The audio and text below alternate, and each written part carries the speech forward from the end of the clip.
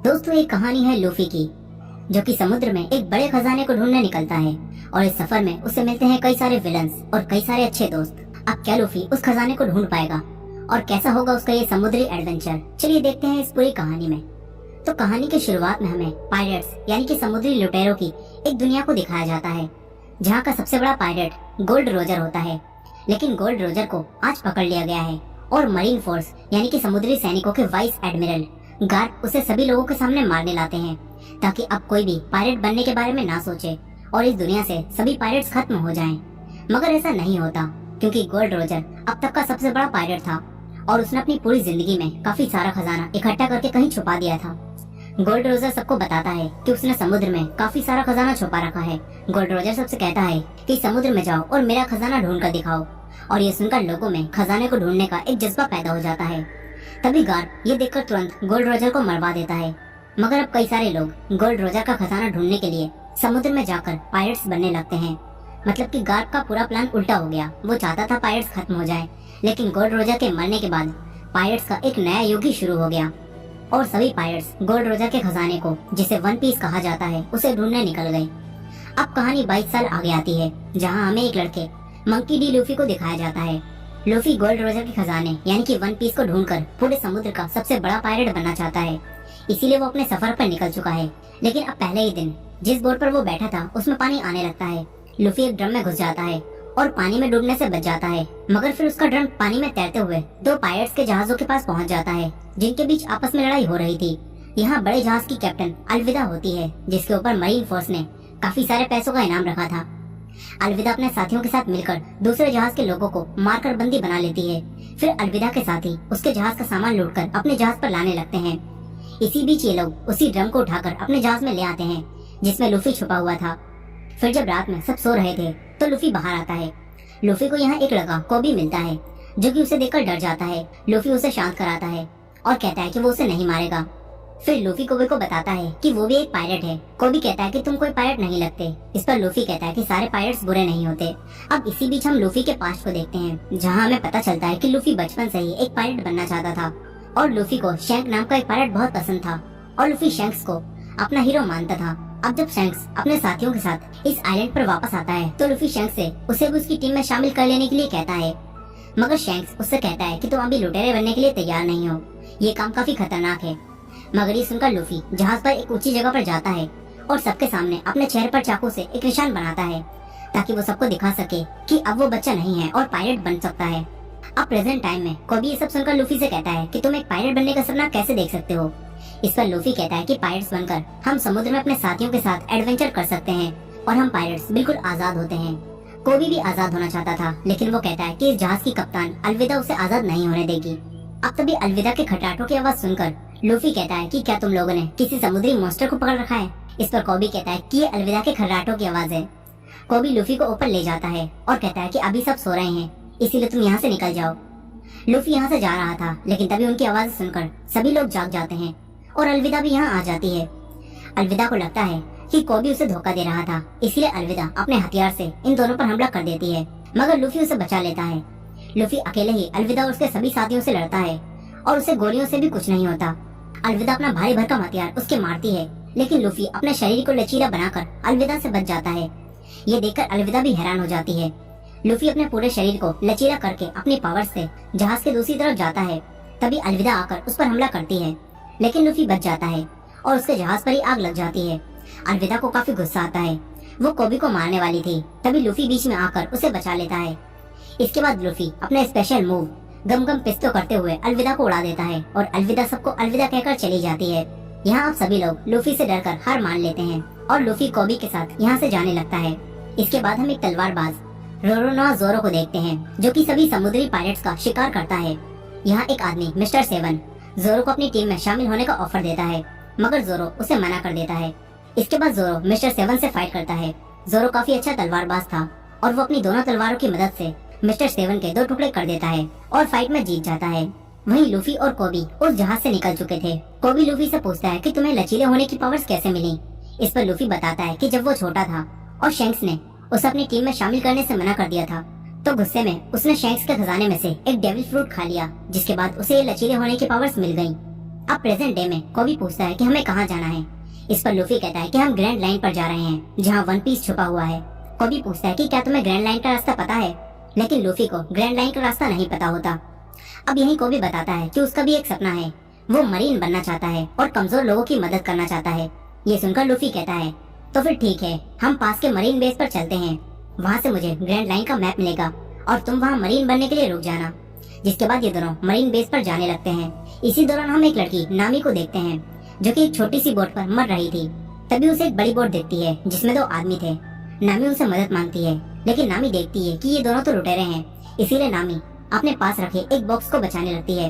ऐसा लगता है कि उसमें कोई खास खजाना है और ये देखकर वो दोनों लुटेरे अपनी बोट से उतरकर नामी की बोट में आकर उस बॉक्स को खोलने लगते हैं। लेकिन जब वो दोनों वो बॉक्स खोलते हैं तो उसमें कुछ भी नहीं होता और यही नामी इनकी बोट चुरा कर ले जाती है। इसके बाद नामी भी पासी के मरीन बेस पर आ जाती है। यहीं कोबी और लूफी एक बार में खाना खा रहे थे और यहीं जोरो भी आ चुका था। यहाँ एक छोटी लड़की जोरो के लिए राइस बॉल बनाकर लाती है, लेकिन यहाँ के मरीन कैप्टन मॉर्गन का बेटा हेल्मो को आकर उन्हें गिरा देता है और फिर उस लड़की से बदतमीजी से बात करता है। ये देखकर जोरो उसे माफी मांगने के लिए कहता है, लेकिन वो अपनी तलवार निकाल लेता है। तभी जोरो उससे फाइट करता है। फिर और मरीन ऑफिसर्स आकर जोरो पर हमला कर देते हैं, लेकिन जोरो उन सबको बिना तलवार निकाले ही हरा देता है। तभी मौके का फायदा उठाकर नामी भी एक मरीन ऑफिसर को बेहोश करके एक कोने में ले जाती है। यहाँ कोबी एक टेबल के नीचे छुपा हुआ था और लूफी मजे से फाइट देख रहा था। यहीं जोरो मरीन सैनिकों को मारकर कैप्टन के बेटे को मारने वाला था। तभी वो कहता है कि मुझे छोड़ दो, तुम जो मांगोगे मेरे डैड तुम्हें दे देंगे। ये सुनकर जोरो अब मरीन कैप्टन मॉर्गन के पास अपना इनाम लेने आता है, क्योंकि वो पायरेट्स को मारता था। लेकिन मॉर्गन उसे इनाम देने के लिए कहते हैं कि तुम्हें मेरे पास 7 दिनों तक कैद रहना होगा। ये सुनकर जोरो कहता है कि मुझे कैद करने की कोशिश की तो सबसे पहले तुम्हारा पिल्ला मरेगा। तभी ये सुनकर मॉर्गन का बेटा भड़क जाता है मगर उसके डैड उसे ही दूर फेंक देते हैं। इसके बाद मॉर्गन जोरो से कहता है कि तुम्हारी इस हरकत के बाद कोई भी मरीन बेस तुम्हें इनाम नहीं देगा, इसलिए तुम हमारे साथ काम करने लगो या फिर 7 दिनों तक यहाँ कैद रहो। ये सुनकर जोरो मॉर्गन के साथ काम करने से मना कर देता है और 7 दिनों के लिए कैद हो जाता है। फिर अगले ही दिन लूफी ग्रैंड लाइन के मैप को चुराने के लिए यहाँ आ जाता है। लूफी जोरो को देखकर उसे आजाद करा देता है। इसके बाद लूफी उसी रास्ते से वापस चला जाता है। यही नामी भी उसी मरीन ऑफिसर की यूनिफॉर्म चुराकर अंदर घुस गई होती है। नामी भी ग्रैंड लाइन का मैप चुराने आई थी, लेकिन वही ऑफिसर यहाँ आकर नामी को पहचान लेता है। फिर ये दोनों मरीन ऑफिसर नामी पर हमला कर देते हैं, मगर नामी उन दोनों को मारकर उनका काम तमाम कर देती है। तभी ऊपर से लूफी टपकता है और लूफी ने सारी बातें सुन ली होती हैं, जिससे ये दोनों जान चुके थे कि वो दोनों ही यहाँ ग्रैंड लाइन का मैप चुराने आए हैं। लूफी मॉर्गन के ऑफिस में जाने लगता है क्योंकि ग्रैंड लाइन का मैप वहीं रखा हुआ है। तभी नामी भी उसके पीछे जाती है। अचानक इनके सामने मॉर्गन आ जाता है, लेकिन वो नामी को एक मरीन समझता है और नामी कहती है कि मैं इस मुजरिम को पकड़कर ले जा रही हूँ, इसे अभी भी अरेस्ट किया गया है। अब ये सुनकर मॉर्गन यहाँ से चला जाता है, लेकिन चालाक नामी ने मॉर्गन की जेब काट ली होती है और उसके ऑफिस की चाबियां चुरा ली थी और अब ये दोनों मॉर्गन के ऑफिस में घुस जाते हैं।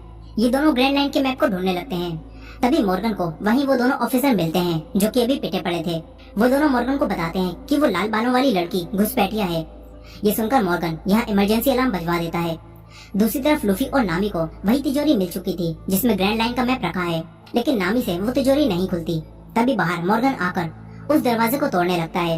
ये देखकर लूफी अपनी ताकत से पूरी तिजोरी को उठाता है और नामी के साथ वहाँ से नीचे कूद जाता है। ये दोनों जिंदा बच जाते हैं, लेकिन फिर मरीन सैनिक यहाँ आकर इन्हें चारों तरफ से घेर लेते हैं, मगर लूफी और नामी उनसे लड़कर उन्हें मारने लगते हैं। तभी जोरो भी अपनी तलवारें लेकर यहाँ आ जाता है और देखता है कि ये दोनों बच्चे तो पिट रहे हैं, इसीलिए जोरो भी इनकी मदद करता है। फिर ये तीनों सारे मरीन सैनिकों को मार देते हैं। तभी मॉर्गन यहाँ आ जाता है। मॉर्गन के हाथ में हथियार लगा था जिससे वो इन पर हमला कर देता है। तभी जोरो और लूफी उससे फाइट करते हैं, लेकिन मॉर्गन काफी पावरफुल था, इसीलिए जोरो को अपनी तीसरी तलवार भी निकालनी पड़ती है। जोरो उसे निकालकर अपने मुंह से पकड़ता है और मॉर्गन को मारने लगता है। इसके बाद लूफी अपने गम गम पिस्तौल मूव से उसे मारकर दूर फेंक देता है। ये तीनों मरीन से बच जाते हैं। फिर जोरो इनकी और मदद करता है और ग्रैंड लाइन की तिजोरी को लूफी की शिप तक ले आता है। तभी मॉर्गन का बेटा हेलमेपो यहाँ गन लेकर आता है, लेकिन तभी कोबी उसके एक मुक्का मारकर उसे बेहोश कर देता है। फिर लूफी कोबी को अपने साथ चलने के लिए कहता है क्योंकि मरीन सैनिक अब इनके पीछे पड़े हैं, मगर कोबी लूफी से कहता है कि मैं अपना सपना पूरा करने के लिए यहीं रुकूंगा और एक अच्छा मरीन सैनिक बनूंगा। अब ये सुनकर लूफी जोरो और नामी के साथ इस बोट को लेकर निकल जाता है। दूसरी तरफ हम फिर से गार्प को देखते हैं जिन्होंने 22 साल पहले गोल्ड रोजर को पकड़ा था। गार्प को पता चलता है कि मरीन बेस से कोई उनका ग्रैंड लाइन का मैप चुरा कर ले गया है और ये जानकर गार्प इसी बेस पर आने लगते हैं। इसके बाद हम एक जोकर को देखते हैं और उसे भी ग्रैंड लाइन का मैप चाहिए था, इसीलिए वो अपने लोगों को लूफी के पीछे मैप चुराने के लिए भेजता है। दूसरी तरफ लूफी, जोरो और नामी उसी बोट से आगे बढ़ रहे थे। यहाँ नामी उस तिजोरी को खोल लेती है और इसमें इन्हें ग्रैंड लाइन का मैप मिलता है। फिर नामी जोरो और लूफी को बताती है कि पूरी दुनिया का समुद्र 4 हिस्सों east blue, north blue, west blue और साउथ ब्लू में बटा हुआ है और जमीन की लाइन को रेड लाइन कहा जाता है और इसके अलावा जो लाइन इसके बीच में है उसे ग्रैंड लाइन कहा जाता है। अब ये तीनों वहाँ जाकर वन पीस ढूंढने के बारे में बात कर रहे थे। तभी उसी जोकर के लुटेरे यहाँ आकर इनकी बोट पर हमला कर देते हैं। वो लोग बेहोशी की गैस को इनकी तरफ फेंकते हैं जिससे ये तीनों बेहोश होने लगते हैं। तभी लूफी उन लुटेरों को देखकर ग्रैंड लाइन के मैप को अपने मुंह के अंदर छुपा लेता है। फिर वो सभी बेहोश हो जाते हैं। इसके बाद जब ये तीनों जागते हैं तो ये तीनों कैद हो चुके थे। लुटेरों ने इनकी सारी चीजें ले ली होती हैं, लेकिन लूफी कहता है कि ग्रैंड लाइन का मैप मेरे पास बिल्कुल सेफ है। अब तभी ये बॉक्स खुलता है और ये तीनों एक स्टेज पर होते हैं और जोकर यहाँ शो दिखा रहे थे। यहाँ लोगों को गुलाम बनाकर उनसे जबरदस्ती तालियां बजवाई जा रही थी। अब तभी यहाँ इनका कैप्टन यानी कि वही जोकर आता है और बताता है कि मेरा नाम बगी है। लूफी से पहचान लेता है क्योंकि बगी भी एक पायलट होता है और इसके ऊपर भी काफी सारे पैसों का इनाम था। लूफी बगी से कहता है कि वो भी पायरेट्स का किंग बनने वाला है, लेकिन बगी ये सुनकर हंसने लगता है और कहता है कि वन पीस को ढूंढकर मैं पायरेट्स का किंग बनूंगा। अब बगी इनसे ग्रैंड लाइन का मैप मांगता है। तभी चालाक नामी अपनी चालाकी दिखाती है और कहती है कि हमारे पास ग्रैंड लाइन के मैप से बढ़िया भी एक चीज है। ये कहकर नामी लूफी की टोपी को उछाल देती है और यहाँ से भाग जाती है। लूफी अपनी टोपी को पकड़ने के लिए अपना हाथ लंबा करता है और सभी लोग उसे देखते ही रह जाते हैं।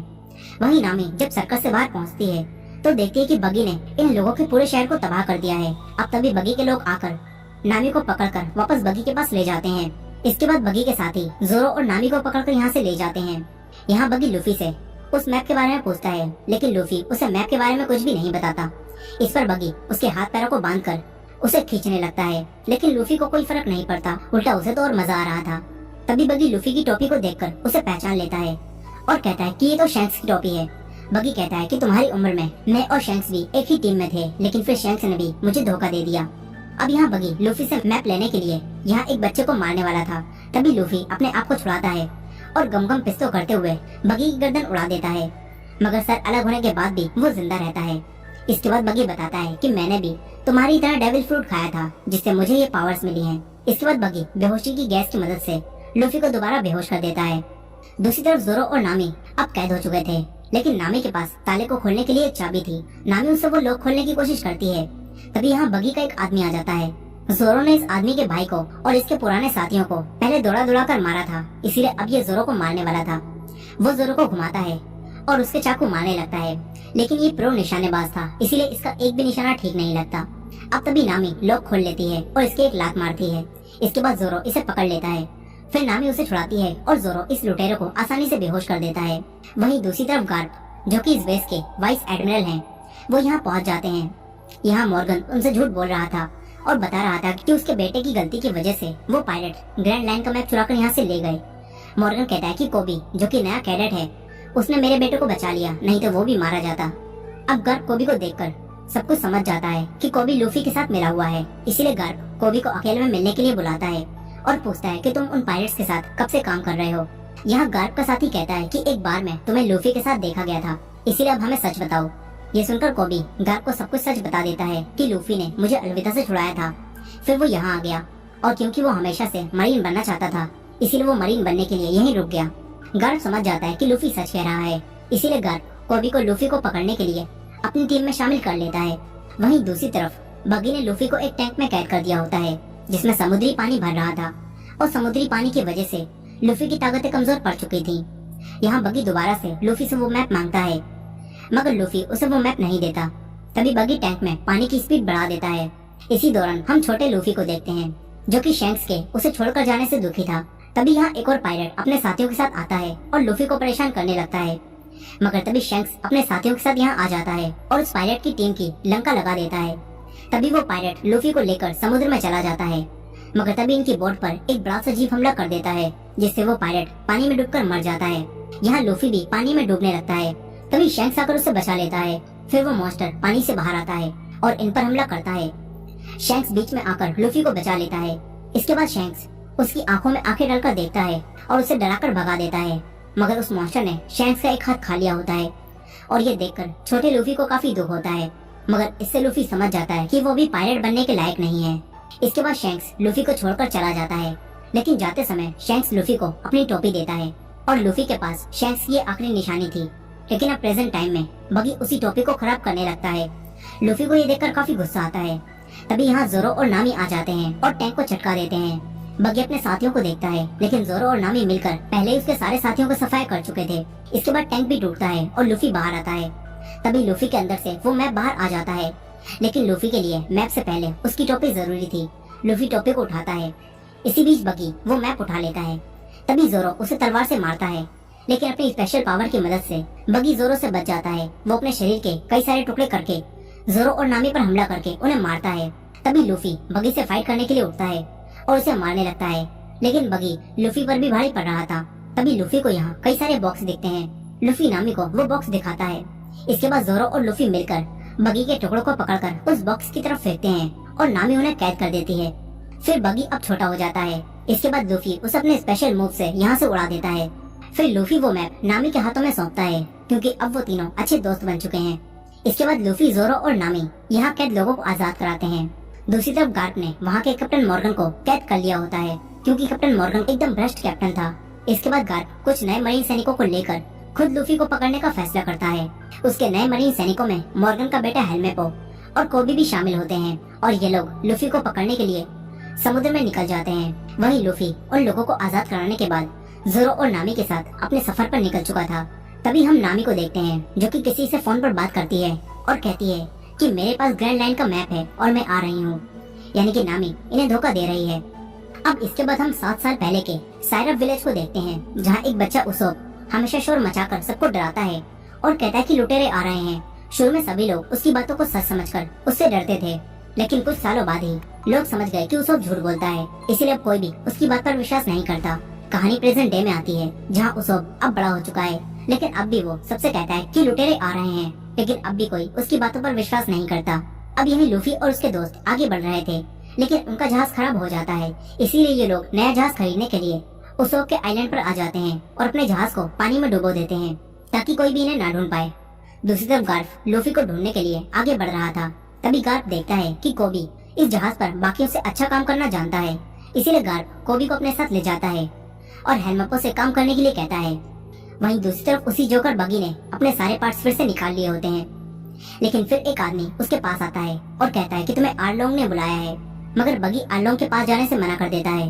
तभी वो फिशमैन बगी के 2.5 किलो का हाथ मारकर उसे बेहोश करता है और अपने साथ ले जाता है। वहीं लूफी और उसके साथी जहाज देख रहे थे।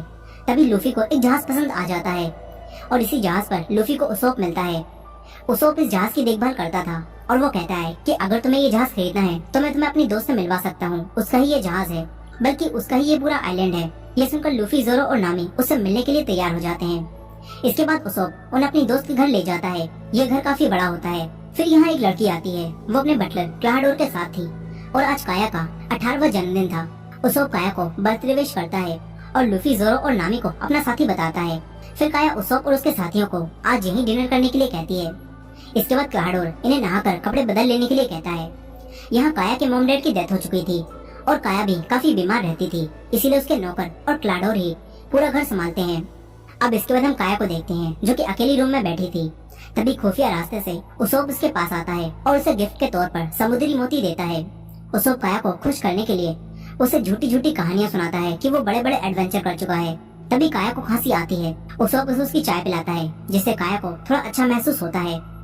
यही लूफी और नामी इतने सारे कपड़े देखकर कंफ्यूज हो रहे थे कि वो कौन से कपड़े पहने। अब तभी यहाँ जोरो आता है और लूफी और नामी से पूछता है कि क्या काया के साथ जो आदमी था, क्या वो तुम्हें जाना पहचाना लग रहा था? लेकिन नामी और लूफी मना करते हैं। वहीं वो आदमी क्लाडोर अपनी चिकनी चुपड़ी बातों से काया का दिल जीत लेता है। काया उसे अपना अच्छा दोस्त मानती है, मगर हकीकत में क्लाडोर दोनों नौकरों के साथ मिलकर काया को मारने का प्लान बना रहा था, ताकि इस आइलैंड पर वो राज कर सके। और इसी वजह से क्लाडोर रोज काया को थोड़ा थोड़ा जहर दे रहा था, जिस वजह से काया लगातार बीमार रहती है। यहाँ काया के शेफ ने कई सारा जहरीला सूप बनाया होता है, ताकि वो लोग काया को मार सकें। वहीं दूसरी तरफ गार्प कोबी को अपने साथ गेम खेलने के लिए कहता है। वो दोनों गेम खेलने लगते हैं और गार्प उसे गेम खेलते हुए समझाता है कि अगर तुम हार के बारे में सोचते रहोगे तो तुम हारते ही रहोगे, इसीलिए तुम्हें जीत के बारे में सोचना होगा। इसके बाद जब कोबी जीत के बारे में सोचता है तो वो गार्प को भी गेम में हरा देता है। वहीं दूसरी तरफ लूफी, जोरो और नामी पार्टी का मजा ले रहे थे। यही नामी एक आदमी मेरी से बात करती है, जो कि काया का सारा बिजनेस संभालता है। अब इसके बाद यहाँ काया क्लाडोर के साथ आती है। फिर काया मैरी से मिलती है। जोरो क्लाडोर से बात करता है और पूछता है कि क्या हम पहले मिल चुके हैं, तुम मुझे जाने पहचाने लगते हो। लेकिन क्लाडोर मना कर देता है। यही मैरी काया से कुछ बात करना चाहता था, लेकिन क्लाडोर उसे रोक देता है और सबको खाना खाने के लिए कहता है। फिर जब ये सब लोग खाना खा रहे होते हैं तो इसी बीच लूफी काया से उसी जहाज के बारे में बात करता है। काया कहती है कि मेरे मॉम डैड के जाने के बाद जहाजों का बिजनेस मैरी संभालते हैं, लेकिन आज रात के बाद सब बदल जाएगा क्योंकि आज मैं 18 साल की हो जाऊंगी और सारा बिजनेस मेरे पास आ जाएगा। ये सुनकर लूफी काया को बताता है कि हम पायरेट्स हैं और हम लोग ग्रैंड लाइन की तरफ जा रहे हैं, इसीलिए हमें तुम्हारा वो जहाज चाहिए। अब तभी काया की तबीयत खराब होने लगती है। ये देखकर क्लाडोर इन सबको यहाँ से जाने के लिए कहता है, मगर काया कहती है कि आज रात इन्हें यहीं रुकने दो। ये सुनकर क्लाडोर भी चुप हो जाता है और काया को उनके रूम की तरफ ले जाने लगता है। दूसरी तरफ हेलमेपो गार्प को आकर बताता है कि हमें एक आइलैंड के पास लूफी के जहाज का सामान मिला है। ये सुनकर गार्प कोबी को उस आइलैंड पर जाकर लूफी को पकड़ कर लाने के लिए कहता है। यही काया के घर में क्लाडोर मैरी को जान से मारने जाता है क्योंकि मैरी काया को सब सच बताने वाला था। यहाँ हम देखते हैं कि क्लाडोर के पास भी स्पीड और ब्लेड की पावर्स हैं, जिससे क्लाडोर मैरी को जान से मार देता है। इसके बाद हम फिर से बगी को देखते हैं, जिसे वही फिशमैन पकड़कर आर्लोंग के पास ले आया था और आर्लोंग बकी से कहता है कि मैं पूरे ईस्ट ब्लू का सबसे बड़ा पायरेट हूँ, इसलिए अगर तुम यहाँ कुछ भी लूटमार करोगे तो मुझे मेरा हिस्सा देना होगा। ये सुनकर बगी कहता है कि वो कुछ भी नहीं कर पा रहा, बल्कि लूफी नाम का एक लड़का पूरे ईस्ट ब्लू में घूम रहा है और उसने ग्रैंड लाइन का मैप भी चुरा लिया है। ये सब जानकर आर्लोंग कहता है कि लूफी कहाँ है। बगी कहता है कि मुझे छोड़ दो, मैं उसे ढूंढने में तुम्हारी मदद करूंगा। आर्लोंग मान जाता है। वहीं रात में लूफी और खाना खाने के लिए अपने रूम से बाहर निकलता है। तभी उसे जोरो मिलता है जो कि पीने के लिए कुछ ड्रिंक ढूंढ रहा था। फिर वो दोनों एक साथ किचन में जाते हैं जहाँ इन्हें उसोप मिलता है। वो पहले से ही यहाँ बैठा था। जोरो और लूफी उसोप से बात करने लगते हैं। दूसरी तरफ नामी भी अपने रूम से बाहर आकर यहाँ की चीजों को चुराने लगती है। तभी वो काया के रूम में पहुंच जाती है और काया उसके हाथ में सामान देखकर सब समझ जाती है, लेकिन काया नामी से कुछ भी नहीं कहती और उससे दोस्तों की तरह बातें करने लगती है। वहीं उसोप बातों ही बातों में लूफी को बताता है कि मेरे डैड भी एक बड़े पायलट हैं, लेकिन जब मैं छोटा था तो वो हमें छोड़कर चले गए। वो कहता है कि मेरे डैड का नाम यासोब है। लूफी उनका नाम सुनकर उन्हें पहचान लेता है और बताता है कि मैं उनसे मिल चुका हूँ, वो शैंक्स की टीम में है। उसोप उनके बारे में सुनकर काफी खुश हो जाता है। तभी जोरो उसोप से पूछता है कि यहाँ ड्रिंक है क्या। उसोप बताता है कि नीचे बेसमेंट में काफी सारी ड्रिंक पड़ी है। फिर ये दोनों ड्रिंक पीने के लिए बेसमेंट में चले जाते हैं। तभी इन्हें मैरी मिलता है जो कि मर चुका था। उसोप ये देखकर घबरा जाता है। तभी क्लाडोर इनके सामने आता है और उसके 5 ब्लेड देखकर जोरो को याद आ जाता है कि क्लाडोर असल में ब्लैक कैट पायरेट्स का कैप्टन है, जिसका नाम कुरो है और इसके ऊपर भी काफी सारे पैसों का इनाम है। जोरो क्लाडोर पर हमला करता है, लेकिन क्लाडोर बच जाता है। फिर क्लाडोर की एक साथी यहाँ आकर जोरो को मारकर बेहोश कर देती है। तभी उसोप एक पतली गली पकड़कर यहाँ से निकल लेता है। क्लाडोर अपने दोनों साथियों से इन बॉडीज को ठिकाने लगाने के लिए कहता है और यहाँ से चला जाता है। वहीं ऊपर लूफी ने वही सारा जहरीला सूप पी लिया होता है, जिससे वो वहीं बेहोश हो जाता है। इसी बीच नामी भी काया से बातें करने के बाद उसकी अच्छी दोस्त बन गई होती है और फिर नामी ने जो कुछ भी चुराया था वो सारा सामान नामी वापस रख देती है। वहीं वो दोनों नौकर मैरी और जोरो को एक कुएं में फेंक देते हैं। इसके बाद वो वापस जाने लगते हैं। दूसरी तरफ उसोप गांव में जाकर सबसे कहता है कि असली लुटेरे आ चुके हैं, लेकिन इस बार सच बोलते हुए भी कोई भी उसोप की बात पर विश्वास नहीं करता। तभी कोबी अपने साथियों के साथ यहाँ आ जाता है। उसोप कोबी को सब कुछ बताता है और कहता है कि वो बटलर असल में ब्लैक कैट पायरेट का कैप्टन है जो कि छुपकर यहाँ रह रहा है। मगर हेलमेपो कहता है कि ये सब झूठ है क्योंकि ब्लैक कैट पायरेट्स के कैप्टन को मेरे डैड ने मार दिया था, इसलिए हमें यहाँ सिर्फ लूफी को ढूंढना चाहिए। लूफी का नाम सुनकर उसोप ने बताता है कि लूफी भी वही है। उसोप ने लूफी के पास ले जाने लगता है। वहीं नामी किचन में आती है तो देखती है कि लूफी बेहोश पड़ा है। अब तभी यहाँ कोई आने लगता है। नामी वहीं छुप जाती है। फिर क्लाडोर अपने साथियों के साथ यहाँ आता है और देखता है कि लूफी ने सारा जहरीला सूप पी लिया है। नामी इन तीनों की बातें सुनकर सब समझ जाती है। तभी उसोप कोबी और बाकी मरीन सैनिकों के साथ यहाँ आ जाता है। क्लाडोर दरवाजा खोलता है। उसोप कहता है कि यही वो लुटेरा है, लेकिन क्लाडोर कोबी से कहता है कि उसोप मानसिक रूप से बीमार है और बचपन से ही वो ऐसी कहानियां बनाता रहता है। ये सुनकर कोबी के अलावा कोई भी उसोप की बातों पर विश्वास नहीं करता। फिर हेलमेपो क्लाडोर से लूफी के बारे में पूछता है। क्लाडोर बेहोश लूफी को इन्हें सौंप देता है। वही नामी बाहर आकर उसकी साथी के एक पैर मारकर उसे बेहोश कर देती है और यहाँ से भाग जाती है। दूसरी तरफ उसोप भी भागकर काया के पास पहुँच जाता है। इधर क्लाडोर कोबी को यहाँ से जाने के लिए कहता है और उसके मुंह पर दरवाजा बंद कर देता है। वहीं नामी भी काया और उसोप के पास पहुँच चुकी थी। फिर उसोप और नामी क्लाडोर की सच्चाई काया को बताते हैं। वहीं जोरो कुएं में अब भी जिंदा होता है। जोरो वहाँ से बाहर निकलने की कोशिश करता है, लेकिन वो कुएं से बाहर नहीं निकल पा रहा था। मगर जोरो हार नहीं मानता। इसी बीच हम जोरो के पास्ट को देखते हैं, जब वो तलवारबाजी करना सीख रहा था। यहाँ एक लड़की कोइना जोरो की काफी अच्छी दोस्त थी। जोरो हमेशा उससे हार जाता था, मगर फिर उन दोनों ने साथ मिलकर कड़ी ट्रेनिंग करी और एक दूसरे से वादा किया कि हम में से एक इस दुनिया का सबसे बड़ा तलवारबाज बनेगा। लेकिन फिर कुछ समय बाद ही कोइना की एक एक्सीडेंट की वजह से डेथ हो गई और ये सब जानकर जोरो को काफी दुख हुआ। इसके बाद जोरो कोइना से किए हुए वादे को निभाने के लिए दुनिया का सबसे अच्छा तलवारबाज बनने निकल पड़ा। अब प्रेजेंट डे में यहाँ 12 बज जाते हैं और काया ऑफिशियली अब बड़ी हो चुकी है। इसीलिए अब क्लाडोर काया की प्रॉपर्टी पर कब्जा करने के लिए उसे मारने जाता है। वो इस घर से बाहर निकलने के सभी रास्तों को बंद करवा देता है। इसके बाद उसके दोनों साथी और वो खुद अपने हथियारों के साथ काया को मारने जाने लगता है।